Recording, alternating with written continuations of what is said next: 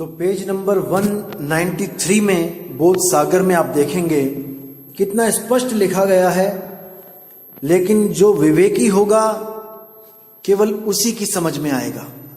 जो अविवेकी है वो केवल अक्षरों को पढ़ के झक मारते रह जाएंगे, उस सार को नहीं ग्रहण कर पाएंगे जो कबीर साहब बताना चाहते हैं, जो कबीर साहब समझाना चाहते हैं, उस चीज को ये लोग कभी नहीं समझ सकते। तो देखिए क्या कहते हैं, शब्द विदेह भयो उजियारा, तिहि पीछे त्रिलोक पसारा। यानी कि 3 लोक बनने से पहले जो आत्मा है वो विदेह रूप में थी, इस देह में नहीं थी, जीव रूप में नहीं आई थी वो, तब वो विदेह रूप में थी और उसी से आगे उजियारा यानी कि आगे सारा पसारा पड़ा। शब्द विदेह भयो उजियारा, तिहि पीछे त्रिलोक पसारा।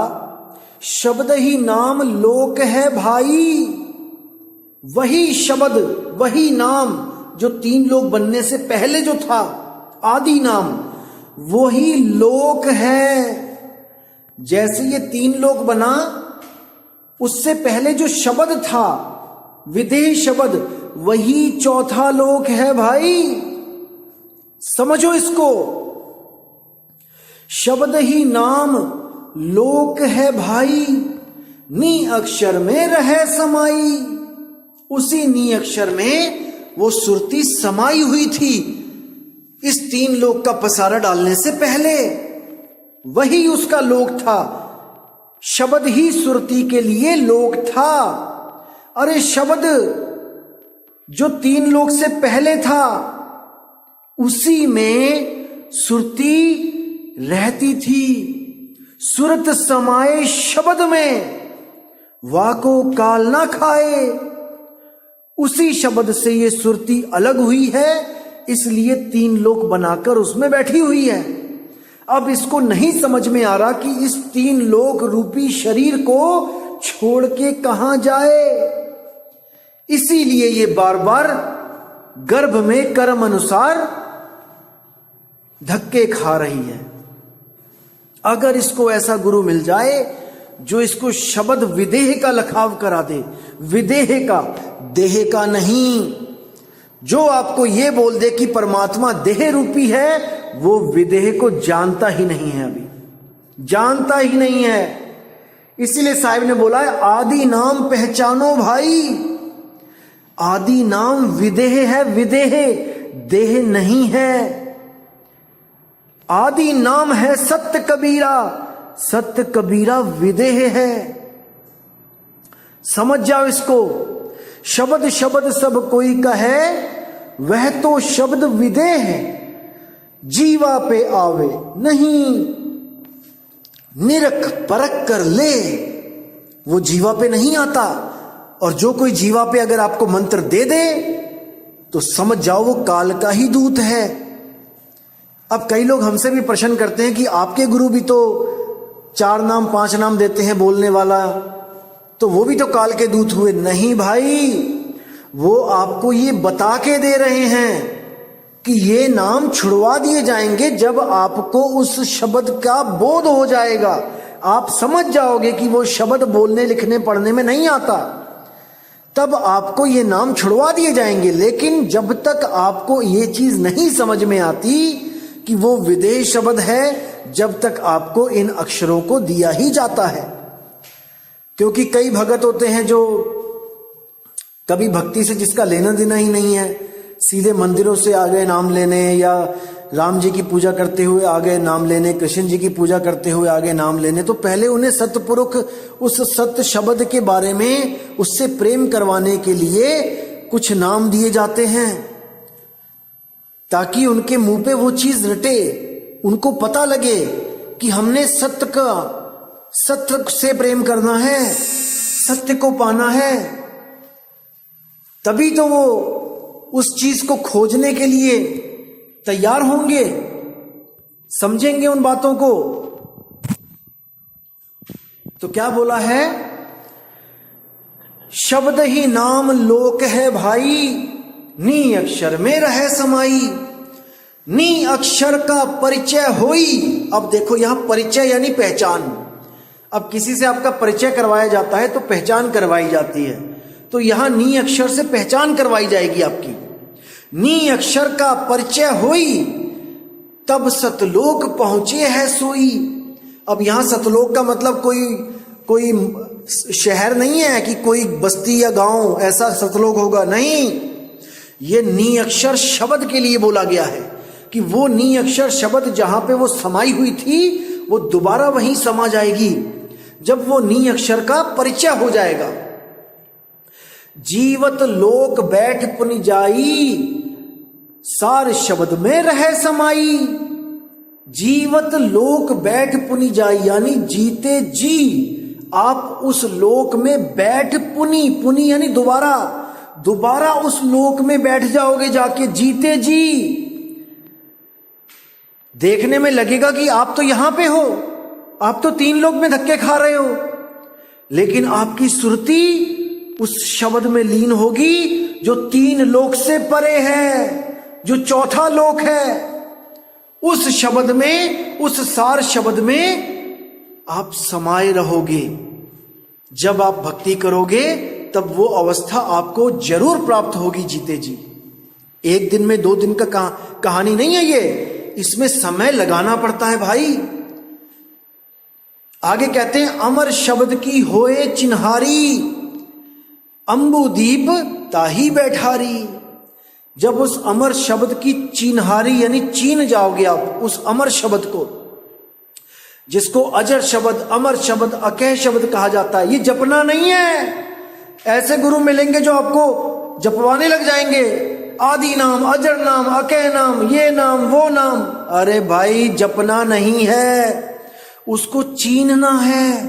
अमर शब्द की होए चिन्हारी, उसको चीनोगे जब, तब अंबु दीपता ही बैठारी।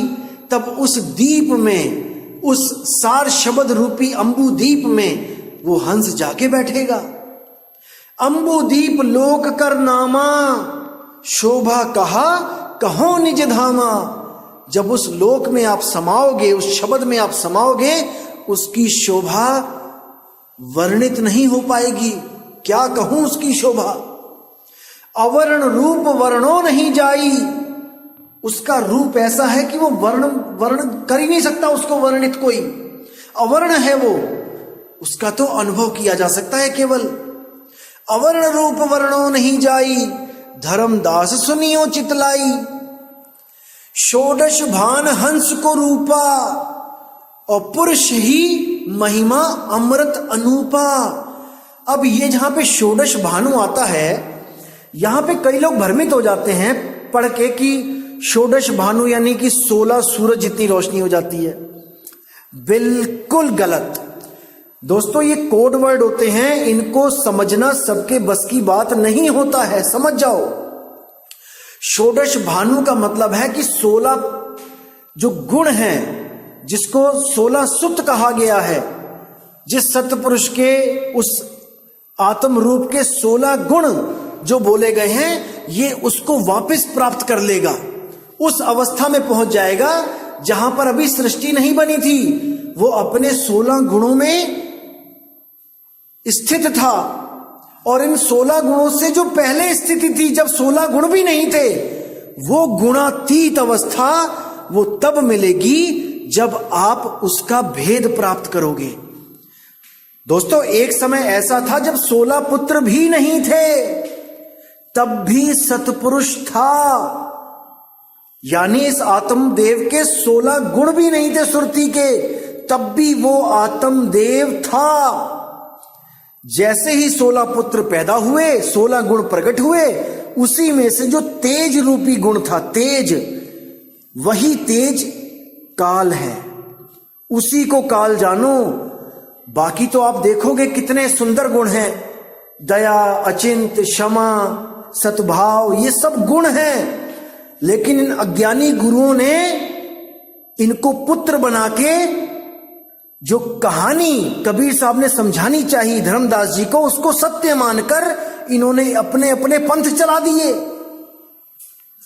कि 16 पुत्र थे परमात्मा के, उसमें उसकी खोपड़ी फाड़ दी, उसका सिर काट दिया, वहां से 5 तत्व लेके आ गए। अरे भाई, अरे उसका शरीर अगर परमात्मा ने शब्द का बनाया तो उसके सिर को कौन फोड़ सकता है?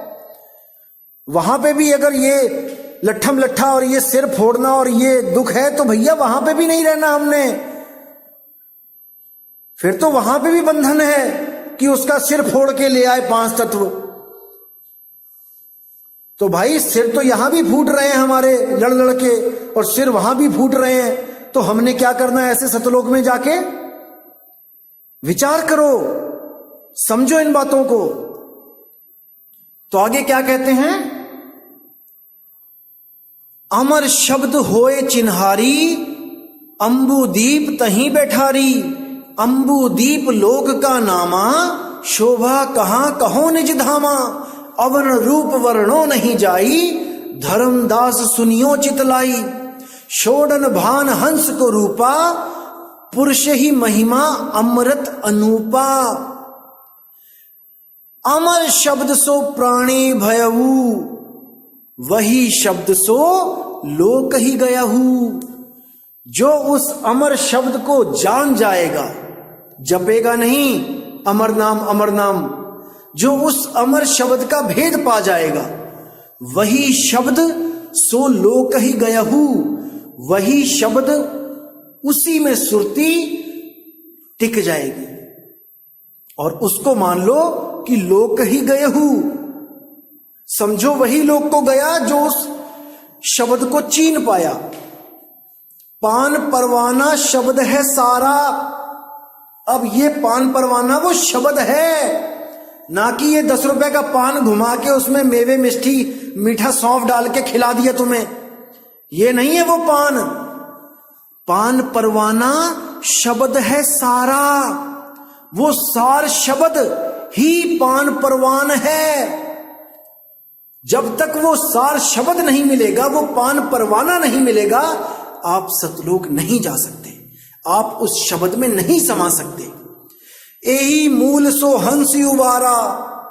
यही वो मूल ज्ञान है जिससे हंस का उबार होगा, उबरेगा हंस, निकलेगा इस भवसागर से। अकह नाम अक्षर है भाई। अब इसको समझो। अकह नाम, अकह यानी जो कहने में नहीं आ सकता, तो वो अक्षर कैसे हो सकता है? 52 अक्षरों की बात हो रही है यहां पे। तो यहां पे भेद बताया जा रहा है। अकह नाम अक्षर है भाई। अक्षर यानी जिसका कभी शर यानी नाश ना हो। अक्षर, आ आगे लग गया तो वो अविनाशी हो गया। अकह नाम अक्षर है भाई। अक्षर का मतलब होता है आत्मा।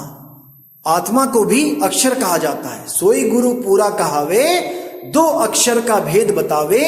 एक छुड़ावे एक लखावे। तो यहां पर उस अक्षर की बात हो रही है जिसका हमने लखाव करना है। अकह नाम अक्षर है भाई, तुम नी अक्षर रहो समाई। यानी उसी नी अक्षर में जो अक्षरों में नहीं है, वो आत्मा अक्षरों में नहीं है। उस नी अक्षर में रहो समाई। उसमें तुम अपनी सुरती को घुमा के लगा लो। नी अक्षर को करे निबेरा, कहे कबीर सोई जन मेरा। जो उस नी अक्षर आत्मा का निबेड़ा कर लेगा, वही मेरा हंस है। और जो अक्षरों को जप जप के अपना अनमोल जीवन नाश करेगा, वो कागा है, कौवा है। अरे जग में बहुत से काग हैं, कोई कोई हंस हमार। वो बिरला हंस कोई कोई है जो उस नी अक्षर को समझ के उसको ग्रहण कर ले। ऐसे भी गुरु मिलेंगे आपको जो नी अक्षर करते करते आपके कान में फूंक मार देंगे। कहेंगे ये भी नी अक्षर है, ये बोला नहीं जाता, पढ़ा नहीं जाता, लिखा नहीं जाता। अरे भाई, ऐसे तो ताली बजा के नाम दे दो। ताली भी, उसकी आवाज भी लिखी नहीं जाती, पढ़ी नहीं जाती, बोली नहीं जाती। मूर्ख बना दिया इन लोगों ने, मूर्ख। लेकिन अब नहीं बनना मेरे दोस्तों। विवेक लगा लो, बुद्धि लगा लो, जितनी मालिक ने दी है इंसानी चोले में, क्योंकि बाकी जन्मों में बुद्धि नहीं मिलेगी। बुद्धि निर्णय करती है सत्य असत्य का। परमात्मा को पाना बुद्धि का काम नहीं है, लेकिन सत्संग को सुन के सत्य असत्य का निर्णय करना बुद्धि का ही काम है। कई लोग कहते हैं कि बुद्धि, आप बुद्धि की बात करते हो, बुद्धि तो काल का रूप है। अरे मेरे भाई, लगाम जब तुम्हारी किसी जानवर के हाथ में आ जाती है तो तुम गुलाम बन जाते हो, और जब उसकी लगाम तुम्हारे हाथ में आ जाती है तो वो गुलाम बन जाता है। इसको समझो। बुद्धि तुम्हें तब तक भरमाएगी जब तक तुम्हारी लगाम बुद्धि के हाथ में है, और जिस दिन बुद्धि की लगाम तुम्हारे हाथ में आ गई, उस दिन जो तुम चाहोगे वो होगा। अभी मन के गुलाम हुए हो, जब मन तुम्हारा गुलाम हो जाएगा फिर तुम जीने का नजरिया देखना कि क्या हो जाता है। इसलिए मैं कह रहा हूं, अभी बुद्धि लगाओ सत्य और असत्य का निर्णय करने के लिए। शब्द को पाना बुद्धि का खेल नहीं है। मन, बुद्धि, चित्त, अहंकार, इन चारों की बस की बात नहीं है। वो तो सतगुरु जब भेद बताएगा तब निम्न पद में आके आपको उसको ग्रहण करना पड़ेगा, बात तभी बनेगी। लेकिन सत्य असत्य का निर्णय बुद्धि ही करती है। जैसे बैठे बैठे आपके मन में एकदम विचार आया, मन, बुद्धि, चित्त, अहंकार, इन चारों की मैं आपको क्रिया बताता हूं। बैठे बैठे एकदम मन में विचार आया कि चल शराब पीने चलते हैं। अब ये विचार किसने दिया? मन ने। मन ने अपना काम कर दिया और मन अपना काम करके अलग हो गया। उसने विचार डाला, कहां डाला? बुद्धि में। बुद्धि से ही सोचोगे ना, कुछ भी मन सोचेगा बुद्धि में ही आएगा ना। जैसे ही मन ने सोचा, बुद्धि ने कैच कर लिया उसको। अब बुद्धि वहां पे विवेक लगाएगी कि जाऊं कि ना जाऊं, सत्य असत्य का निर्णय करेगी। मन, बुद्धि ने कहा नहीं जाना, तो कहानी वहीं खत्म हो जाएगी। और बुद्धि ने कहा हां चलना है, तो अब बुद्धि का भी काम पूरा हो गया। अब आगे क्या बचा? मन, बुद्धि, चित्त। अब चित्त का क्या काम है? चित्त का काम है एकाग्रता। वो आपकी बुद्धि से एकाग्रता देखेगा कि कहां पे जाना है, दाएं जाऊं, बाएं जाऊं, उस गली में जाऊं, अगली गली में जाऊं। ये चीज, ये काम चित्त का है। चित्त ही घूमता है 3 लोक में।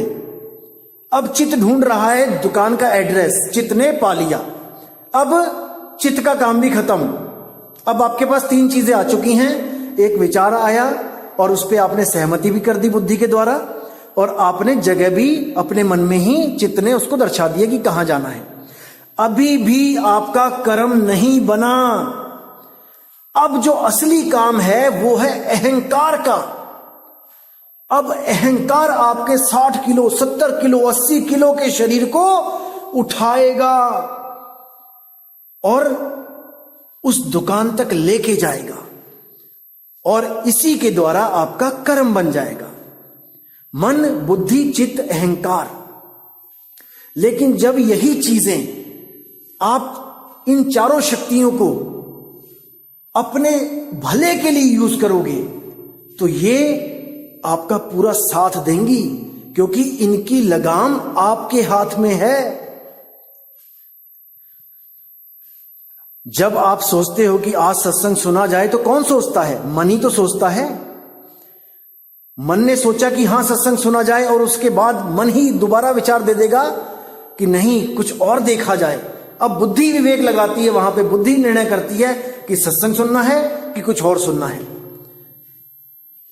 तब जब आप कहते हो कि हां सत्संग सुनना है, तो आप सत्संग को ऑन कर देते हो।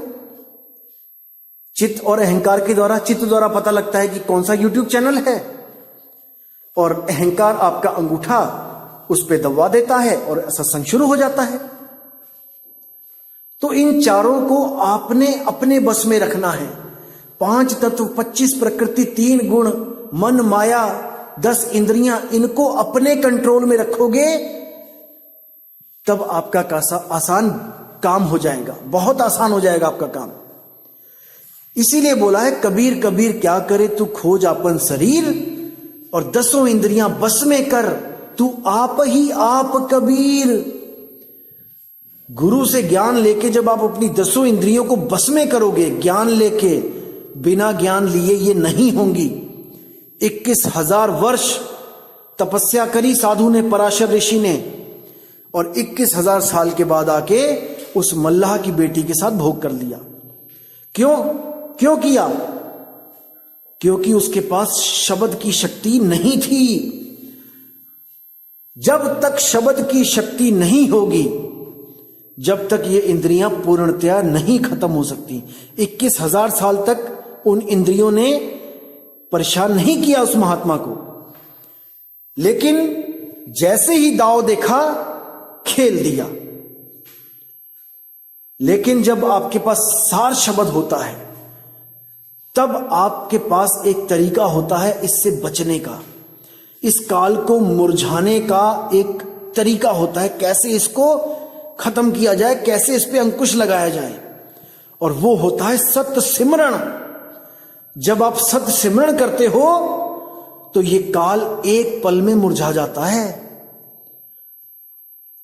एक पल में मुरझा जाता है। समझना है इसको मेरे भाइयों, और